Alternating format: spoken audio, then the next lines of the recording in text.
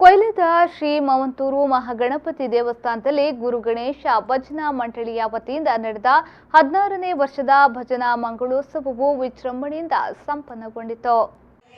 ದೀಪಾವಳಿಯಂದು ನಗರ ಭಜನೆಯ ಮೂಲಕ ಮನೆ ಮನೆಗೆ ಭಜನೆಯನ್ನ ಮಾಡಿಕೊಂಡು 7 ದಿನಗಳ ಕಾಲ ನಗರ ಭಜನೆಯನ್ನ ಮಾಡ್ತಾ ಕೊನೆಯ ದಿನದ ಸೂರ್ಯಾಸ್ತದಂದು ಸೂರ್ಯೋದಯದವರೆಗೆ ಸುಮಾರು 15 ರಿಂದ 20 ಭಜನಾ ತಂಡಗಳ ಸಹಕಾರದಿಂದ ಭಜನಾ ಮಂಗಳೋತ್ಸವ ಬಹಳ ವಿಜೃಂಭಣೆಯಿಂದ ಜರುಗಿತು.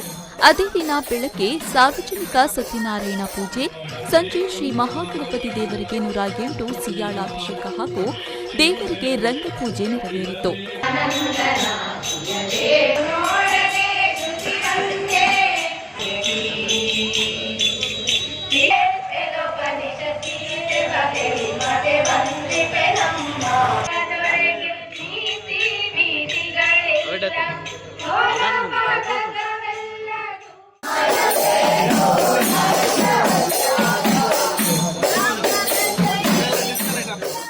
ಮಂಗಳೋತ್ಸವವನ್ನ ಕ್ಷೇತ್ರದ ಆಡಳಿತ ಮುಕ್ತೇಸರರಾದ ಪದ್ಮರಾಜ್ ಬಲ್ಲಾಳ್ ಹಾಗೂ ಕ್ಷೇತ್ರದ ಅರ್ಚಕರಾದ ಸುಂದರ ಹೊಳ್ಳ ಧಾರ್ಮಿಕ ಕಾರ್ಯಕ್ರಮವನ್ನು ನೆರವೇರಿಸಿದ್ರು.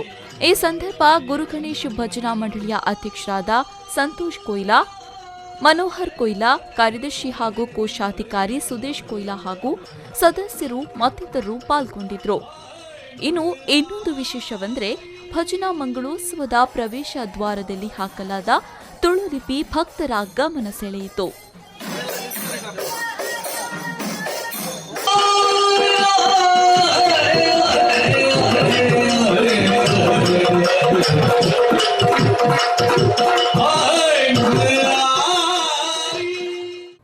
Bureau report V4 news 24/7 Bantwal.